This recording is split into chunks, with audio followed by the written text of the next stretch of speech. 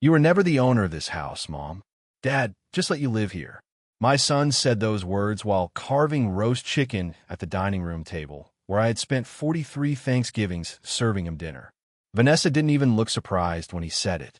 She just lowered her wine glass slowly and stared at me with that tight little smile she always wore whenever she thought she had won something. The chandelier above us cast a soft golden light across the table, making everything look warm and peaceful, but the room felt colder than the February rain tapping against the windows. 10 days earlier, we had buried my husband, Arthur. 10 days since I stood beside his grave, holding a single white rose while Daniel stared down at his phone instead of the casket. Grief changes the sound of a house. People don't tell you that. After 45 years of marriage, silence becomes louder than conversation. The grandfather clock in the hallway suddenly sounds enormous. The refrigerator hum feels sharp. Even footsteps seem wrong. Every room in that house still carried Arthur's presence. His reading glasses sat folded beside his recliner. His coffee mug remained upside down near the sink because I still couldn't bring myself to wash it. And yet somehow, only days after his funeral, my own son was sitting across from me, explaining why the home I helped build was never mine. I folded my napkin carefully onto my lap and looked down at the mashed potatoes growing cold beside my plate. My hands were steady. That surprised even me. What do you mean? I asked quietly. Daniel sighed the same way Arthur used to sigh whenever the furnace broke in winter.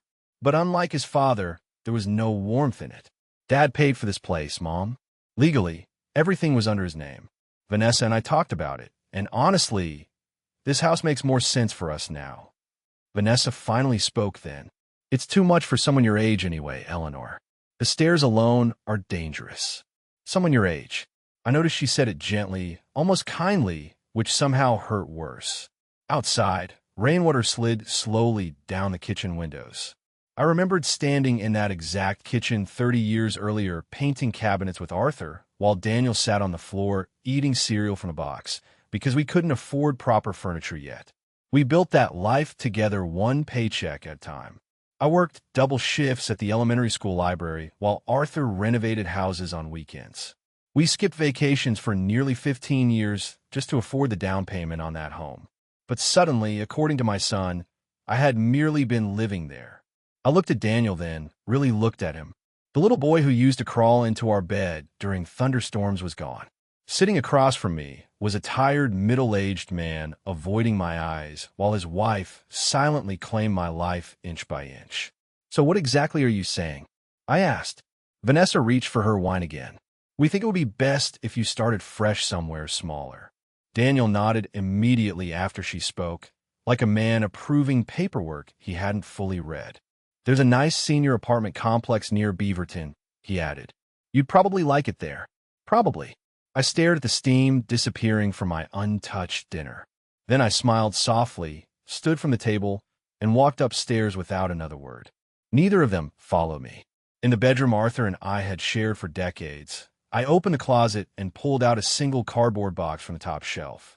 I packed slowly. Arthur's watch, our wedding album, a faded photograph from 1987, and the small manila envelope hidden beneath his old winter sweaters. Downstairs, I could still hear silverware clinking against plates while my son and his wife finished dinner in my house. The rain had not stopped by the time I carried the box downstairs. Daniel and Vanessa were still sitting at the table when I reached the front hallway. The remains of dinner sat between them untouched now, as if even they had lost their appetite somewhere in the middle of that conversation. Vanessa glanced toward the box in my arms, but said nothing. Daniel finally stood when I reached for my coat, hanging beside the door. Mom, he said carefully, almost awkwardly, you do not have to leave tonight. I paused with my hand on the sleeve of Arthur's old camel-colored overcoat. The fabric still smelled faintly like cedarwood and winter air. I remembered him wearing it during our first trip to Vermont almost 20 years ago, when Daniel was still young enough to complain every time we stopped at antique stores. I think I do. I answered quietly. No one tried to stop me after that. That was the part one remember most later. Not the cruel words. Not Vanessa's expression. Just the silence. The complete absence of resistance while I walked out the front door, carrying 30 years of my life inside one worn cardboard box. The cold air hit my face sharply as I stepped onto the porch. Rainwater gathered along the edges of the driveway, reflecting the soft yellow porch light like melted gold. My old Buick sat where Arthur had parked it before he died. He had always backed it in perfectly straight. Even after chemotherapy weakened his hands, he still insisted on driving whenever we went to the grocery store together. I placed the box carefully on the passenger seat and sat behind the wheel for nearly a full minute before turning the key. Through the front window, I could still see Daniel standing in the dining room. Vanessa remained seated. She did not even turn around. The windshield wipers dragged slowly across the glass as I pulled away from the curb. I did not know exactly where I was going yet, only that I could not stay there another night. The highway outside Portland looked almost empty at that hour, just long ribbons of wet asphalt glowing beneath streetlights. I drove north without thinking much, letting old instincts guide me. Arthur used to say that grief made people restless, like their souls no longer fit properly inside familiar walls. Maybe he was right. Around 11 o'clock, I stopped at a small roadside motel near Vancouver. The clerk behind the counter barely looked up from his television while checking me in. Room 12 smelled faintly like coffee and old carpet, but it was clean enough. I placed the box carefully on the bed and sat beside it in silence. For the first time that night, I finally opened the manila envelope Arthur had hidden in the closet. Inside were several folded documents, a silver key taped to the back of a photograph, and a single handwritten note in Arthur's careful block lettering. Eleanor, if you're reading this, it means Daniel allowed Vanessa to do exactly what I feared he would. My hands tightened around the paper.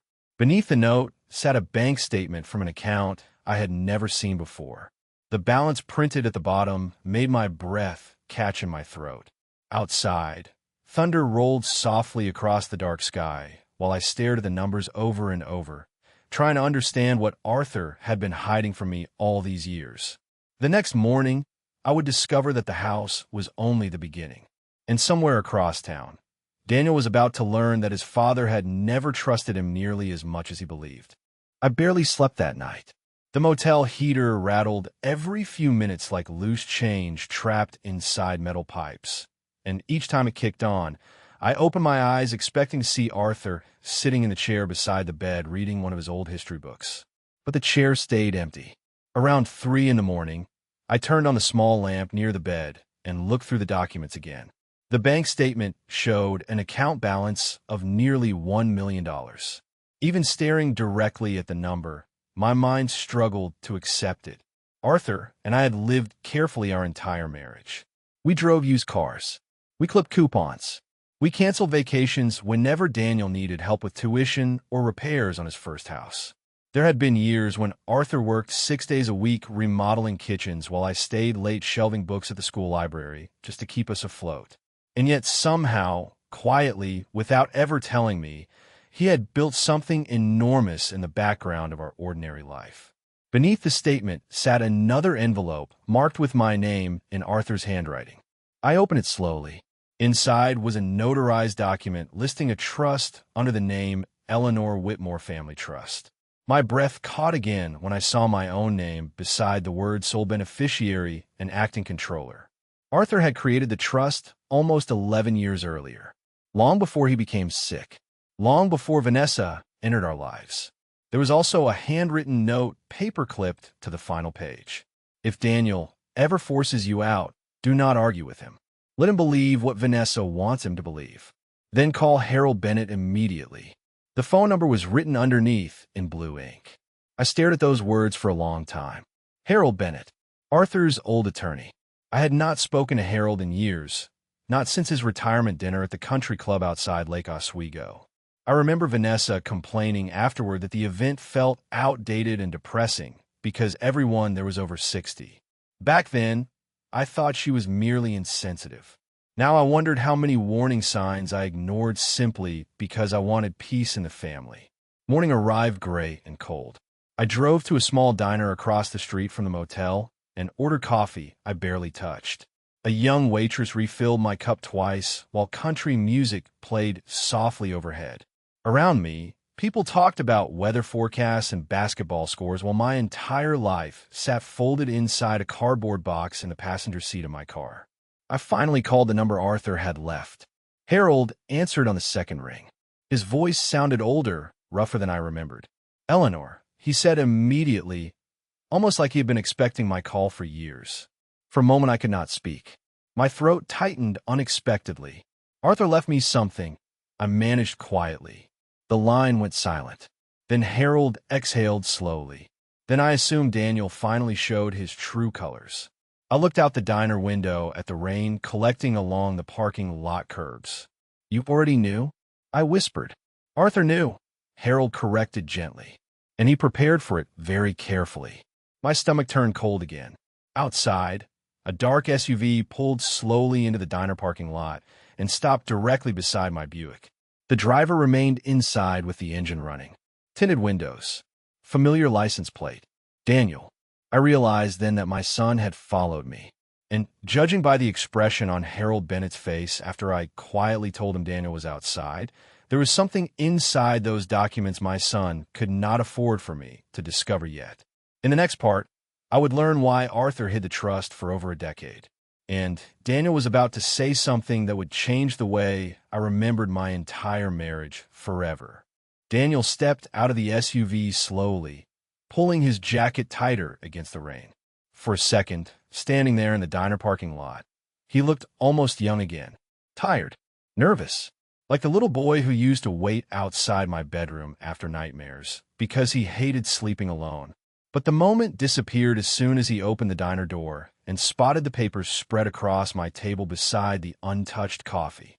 His eyes moved immediately to the trust documents in my hands. Not to me, not to my face. The papers. "Mom," he said quietly, sliding into the booth across from me. "You left without even talking to me." I folded the documents carefully before answering. "You already said everything you wanted to say last night." Daniel rubbed both hands together slowly. Water dripped from his sleeves onto the table. He looked exhausted, older than 42. I noticed streaks of gray near his temples I had never seen before. "Vanessa did not mean it the way it sounded," he said finally. I almost smiled at that. After 43 years of marriage, Arthur used to say people revealed themselves most honestly during moments of comfort and moments of fear. Vanessa had been comfortable last night, comfortable enough to stop pretending. "Your wife suggested I move into a senior apartment less than 2 weeks after your father's funeral," I answered calmly. I think she meant exactly what she said. Daniel looked away toward the diner window, where rain slid across the glass in crooked silver lines. "You do not understand how much pressure we are under right now," he muttered. Pressure, such a small word for something that had clearly been growing inside him for years. I remembered the first time Vanessa visited our house nearly 12 years ago. She arrived wearing expensive boots that probably cost more than my monthly grocery bill and spent most of dinner criticizing Portland weather, Portland traffic, and Portland restaurants. Arthur watched her quietly all evening. Later that night, after Daniel dropped her home, Arthur stood in the kitchen drying dishes beside me and said something I never forgot. "That woman does not love stability," he told me softly. "She loves ownership." At the time, I thought he was being unfair. Now I wondered if he had seen everything long before I did. Daniel leaned forward suddenly. "Mom, listen to me carefully. Whatever Dad left you, you cannot show Vanessa those documents." His voice had changed. Sharper now. Uneasy. I stared at him for several seconds without speaking. "What?" I asked. Daniel opened his mouth, then stopped himself. Outside, a truck passed slowly through standing water, spraying rain against the diner windows. Finally, he lowered his voice. "Because the house is not the real problem." A strange chill moved through my chest. "Then what is?" Daniel glanced around the diner like someone afraid of being overheard. "Dad invested in something years ago," he whispered. "Something Vanessa found out about last summer." My fingers tightened around the coffee cup. "What exactly did your father invest in?" Daniel swallowed hard before answering. "Land. Hundreds of acres outside Bend. And according to Vanessa, It is worth more now than almost anyone realizes. I felt suddenly dizzy. Arthur had never mentioned Lanier Band.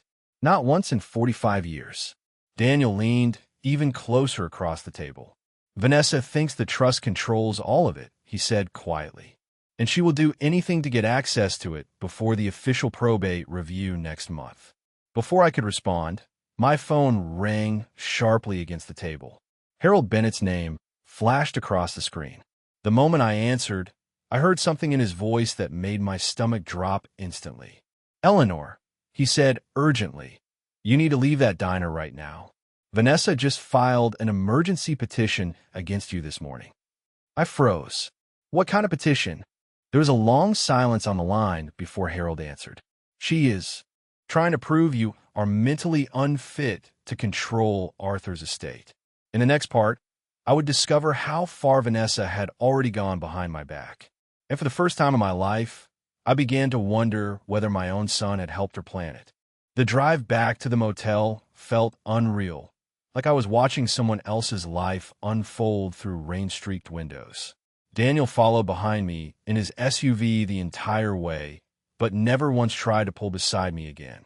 Every few minutes, I glanced at the rearview mirror and saw his headlights floating through the storm like pale ghosts. By the time I reached the motel parking lot, my chest felt tight with exhaustion. Harold Bennett was already waiting outside my room beneath a dark umbrella when I arrived. He looked older than I remembered. Thinner, too. The kind of aging that comes from carrying other people's secrets for too long. Daniel parked several spaces away, but stayed inside his vehicle this time. Harold watched him carefully before lowering his voice. "Do not let him inside," he said quietly. I stared at him. "He is my son." Harold's expression softened for a moment. "I know," he answered. "But right now, Eleanor, he may also be your biggest liability." Inside the motel room, Harold spread the trust documents carefully across the small table near the window. Rain tapped steadily against the glass while the heater hummed in uneven bursts behind us. The room smelled faintly like coffee and damp carpet. I sat on the edge of the bed, holding Arthur's handwritten note in both hands while Harold adjusted his reading glasses. "Arthur came to me 11 years ago," he began quietly, "right after Daniel and Vanessa got engaged." I looked up sharply. "That long ago?" Harold nodded slowly. "Your husband was not a suspicious man by nature, but he noticed things." I remembered suddenly how often Arthur used to watch Vanessa during family dinners without speaking much. At the time, I assumed he simply struggled to connect with her personality. Now I realized he had been studying her, measuring her. "The land outside Bend was originally worthless," Harold continued. "Arthur purchased it through a series of investments back in the late 1990s. Most people thought he was wasting money, but he was not," I whispered. Harold slid another folder toward me. Inside were maps, contracts, and valuation estimates with numbers so large they barely looked real. "A major development corridor is moving through that region now," he explained. "Several companies have been quietly competing to buy portions of the property for years." My stomach turned slowly. Arthur had hidden all of this while we lived what I believed was an ordinary middle-class life. Why would he keep this from me? I asked softly. Harold removed his glasses and rubbed tired eyes. "Because he believed the money itself would destroy Daniel eventually." The room fell silent except for the rain outside. Then Harold said something that chilled me even more. And unfortunately, he may have been right. I looked toward the parking lot, where Daniel still sat motionless inside the SUV. Did Daniel know about the land? Harold hesitated too long before answering. "Not at first," he admitted. "But last summer Vanessa discovered part of the trust paperwork in Arthur's office." A cold heaviness settled into my chest. Suddenly the last year made terrible sense. Vanessa insisting Arthur see new financial advisors. Daniel pressuring us to renovate the house. The quiet arguments I overheard late at night after family dinners. None of it had been random. Harold leaned closer across the table. "The petition she filed this morning is only the beginning," he said quietly. "If a judge believes you are mentally incapable, Vanessa gains temporary authority to review portions of the estate during probate." I felt suddenly sick. She planned this before Arthur even died. Harold did not answer directly. He simply reached into his briefcase and removed a sealed envelope marked confidential. Arthur instructed me to give you this only if things became hostile. My fingers trembled slightly as I took the envelope. Before I could open it, someone knocked sharply on the motel door. 3 slow knocks. Then Daniel's voice came quietly through the wood. Mom, Vanessa is on her way here right now. And there is something about Dad you do not know yet. In the next part, I would finally learn the real reason Arthur stopped trusting his own son. And Vanessa was about to walk into that motel carrying proof that someone inside our family had been lying for years. Harold looked at me the moment Daniel's voice came through the motel door. Not angry, not surprised, just tired, like a man watching an old prediction finally come true. The sealed envelope still rested in my hands. I could feel the weight of whatever Arthur had hidden inside it pressing against my palms harder than the paper itself. Another knock sounded, softer this time. Mom, Daniel said again, please let me explain before Vanessa gets here. I stood slowly while Harold gathered several trust documents off the table and slid them back into his briefcase. Do not open the door completely, he warned quietly. And whatever happens, listen more than you speak. I nodded once and walked toward the entrance. When I opened the door a few inches, cold air rushed into the room, carrying the smell of wet pavement and pine trees. Daniel stood there soaked from the rain, his hair damp against his forehead. For the first time since Arthur died, he looked frightened instead of defensive. Vanessa followed me, he said immediately. She thinks you already know everything. I stared at him through the narrow opening. Doi. Daniel's eyes shifted briefly toward Harold inside the motel room. Not even close, he whispered. Something inside me tightened at those words. I stepped aside just enough to let him enter. The moment Daniel walked into the room, he froze when he saw the sealed envelope in my hands. Color drained slowly from his face. Dad gave you that? He asked. Harold answered instead of me. Arthur instructed Eleanor to receive it only if legal action was taken against her. Daniel sat heavily in the chair near the window and covered his face with both hands. For several seconds, nobody spoke. Rain tapped steadily against the glass while headlights from passing cars slid across the motel curtains in pale streaks. Finally, Daniel looked up. Dad knew Vanessa was trying to get control of the trust, he admitted quietly. But he also knew something else. My chest felt suddenly cold again. What else? Daniel swallowed hard before answering. The land outside Bend is not the biggest asset. Silence filled the room. Even Harold stopped moving. Daniel looked directly at me now, and I realized he had been carrying this fear for a long time. There's another account, he said quietly. Offshore. Dad moved money there years ago. Harold's jaw tightened instantly. That is impossible, he said sharply. I handled every trust transfer myself. Not all of them, Daniel whispered. I stared at my son, unable to speak for a moment. Arthur had never lied to me openly in 45 years. But suddenly pieces of our marriage began rearranging themselves inside my memory. The unexplained business trips. The late-night phone calls he used to take in a garage. The years he insisted we stay financially modest, no matter how successful his investments became. Daniel leaned forward slowly. Last summer, Vanessa found old transfer records in Dad's office, he said. That is when everything changed. She became obsessed after that. Harold stood abruptly from his chair. Obsessed enough to declare Eleanor mentally incompetent. Daniel nodded weakly. Vanessa believes Mom controls access to all of it now.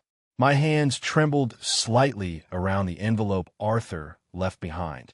And do I? I asked quietly. Before Daniel could answer, headlights suddenly flooded the motel window from outside. A car door slammed hard in the parking lot. Then another.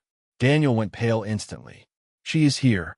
Through the curtain, I saw Vanessa striding across the rain-soaked parking lot carrying a thick folder pressed tightly against her chest. But it was not the folder that stopped my breathing. It was the expression on her face. She did not look angry. She looked victorious. And when Harold saw what she carried under her arm, he whispered something that made my blood run cold. Dear God, he said softly. She found Arthur's second will. In the next part, Vanessa would finally reveal what she had been hiding from all of us. And I was about to discover that my husband's final secret had nothing to do with money at all. Vanessa knocked only once before opening the motel room door herself. She walked in like someone arriving late to a business meeting she already expected to win. Her cream-colored coat was damp from the rain, but her makeup remained flawless, every strand of blonde hair perfectly in place. She carried the thick folder tightly against her side while scanning the room with quick, sharp eyes. Me near the bed, Daniel beside the window, Harold Bennett standing stiffly near the table, and finally the envelope still resting in my hands. The moment her eyes landed on it, something changed in her expression. Not panic, calculation. "I figure Harold would get to you first," she said calmly, setting the folder down on the table. Harold crossed his arms immediately. "You had no legal right to enter Arthur's office after his death." Vanessa gave a tiny shrug. "I was his daughter-in-law. I was helping organize paperwork." Her voice sounded smooth and controlled, but I noticed how tightly she gripped the edge of the table while speaking. Daniel stood up suddenly. "Vanessa, stop lying." She turned toward him slowly. "Excuse me. You searched Dad's office before the funeral even happened," he snapped quietly. "You were already looking for trust records while Mom was planning the memorial service." Vanessa's face hardened for half a second before softening again. "I was trying to protect us," she answered. "You know how unstable things became after your father started hiding money." Unstable. The word hit me strangely. Arthur had been many things in 45 years of marriage. Quiet, careful, sometimes stubborn, but never unstable. Harold stepped closer to the table. "What exactly is inside that folder, Vanessa?" Instead of answering him, she looked directly at me. "Did Arthur ever tell you where he spent 3 weeks every spring?" The room went silent. I blinked slowly, caught off guard by the question. "Business conferences," I answered automatically. Vanessa smiled sadly, almost sympathetically. "That is what he told you." Something cold moved through my chest. Daniel looked confused now, too. "What are you talking about?" Vanessa opened the folder carefully and slid several photographs across the table toward us. My breath caught the moment I saw Arthur's face staring back at me from glossy paper. Older photographs, different years, different locations. Arthur standing beside a small lake cabin somewhere snowy. Arthur entering restaurants. Arthur walking beside a dark-haired woman I had never seen before. My fingers tightened around the edge of the table. "No," Daniel whispered immediately. "That cannot be real." Vanessa's voice lowered. "Your father had another life for years." Harold looked furious now. "Those photographs prove nothing." "There is more," Vanessa replied quietly. She reached into the folder again and removed several bank transfer statements connected to the offshore account Daniel mentioned earlier. Large payments, repeated over nearly 15 years. My heart pounded painfully in my chest while I stared at Arthur's signature across the documents. I remembered suddenly all the lonely anniversaries spent waiting for him to return from conferences that never included spouses. The unexplained hotel receipts. The nights he came home distracted and distant. Vanessa watched my face carefully while speaking again. "The second will changes everything," she said softly.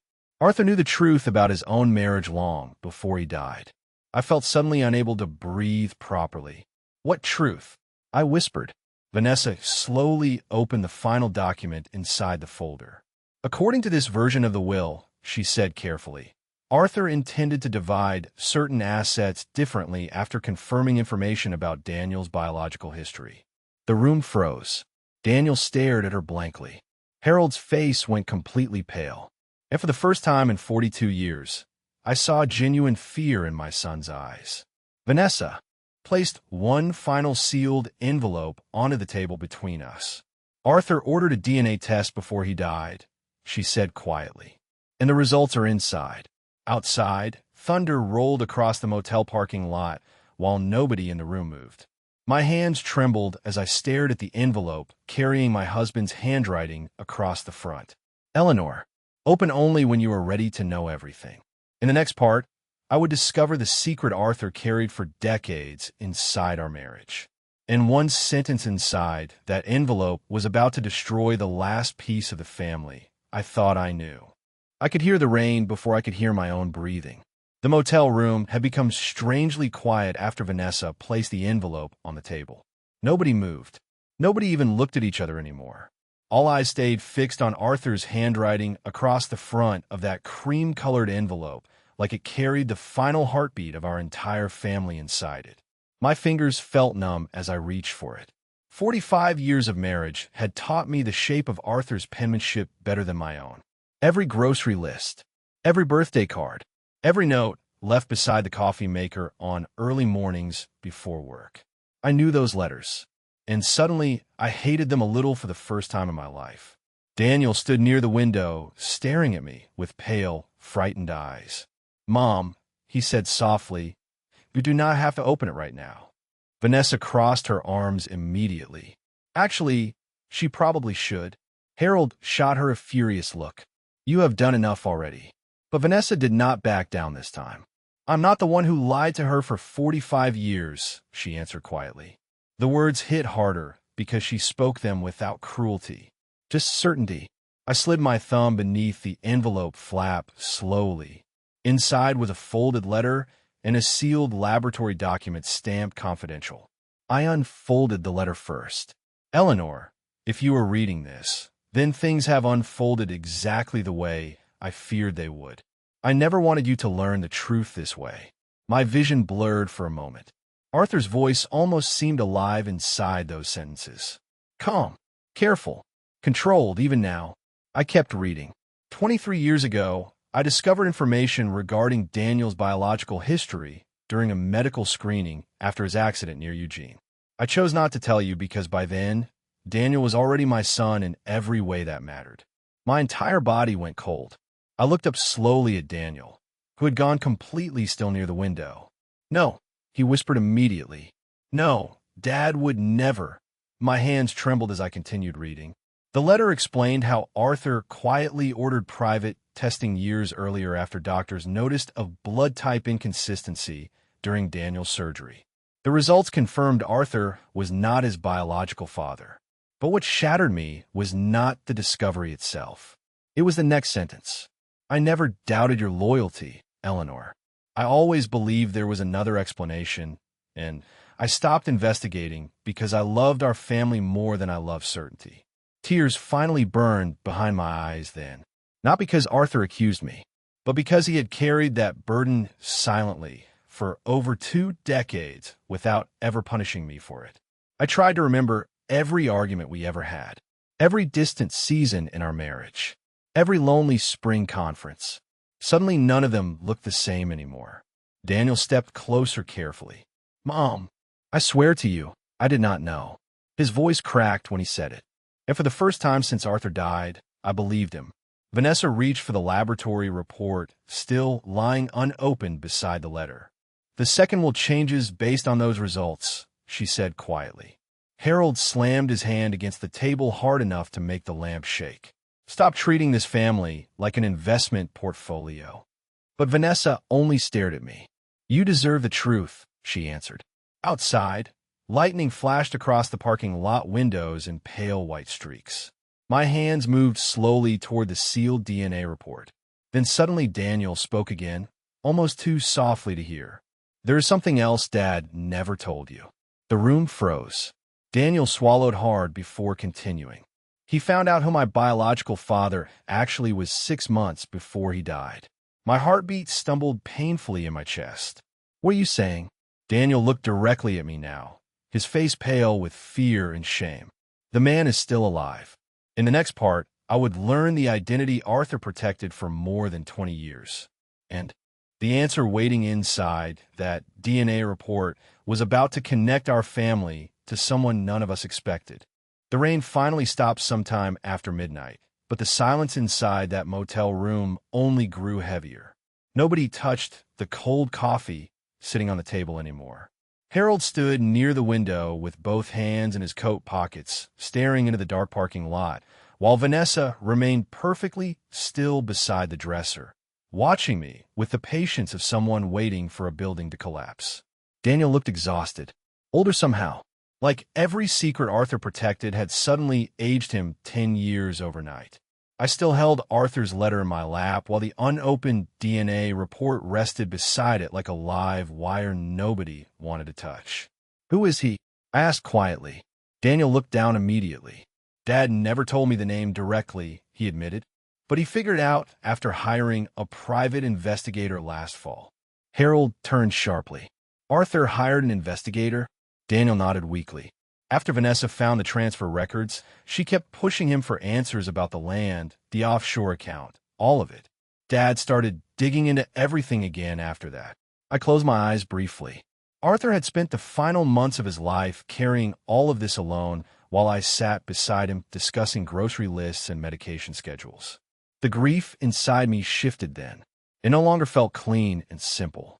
It became layered, heavy with things unsaid. Vanessa crossed her arms tightly. "The investigator traced the timeline back to one person," she said quietly. "Someone your husband knew personally." I looked at her slowly. "What does that mean?" For the first time since arriving at the motel, Vanessa hesitated. "Just slightly. It means Daniel's biological father was not a stranger." My chest tightened instantly. Memories began surfacing before I could stop them. Summer barbecues, old family friends, Arthur's business partners, men whose names I had not spoken in years. Daniel rubbed both hands over his face before speaking again.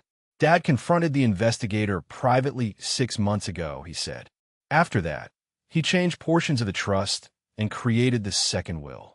Harold stepped forward sharply. "Because Arthur still intended to protect Eleanor regardless of biology." "No, Vanessa interrupted softly. Because he was protecting her from the truth." The room went silent again. I stared at the DNA envelope while my thoughts spiraled backward through decades of ordinary moments that no longer felt ordinary at all. Then suddenly something clicked inside my memory. One spring evening nearly 24 years earlier, Arthur sitting alone on the back porch after Daniel's Little League game. Quiet, distant, staring into the yard long after everyone else went inside. At the time I thought he was tired from work. Now I wondered if that was the night he first started doubting everything.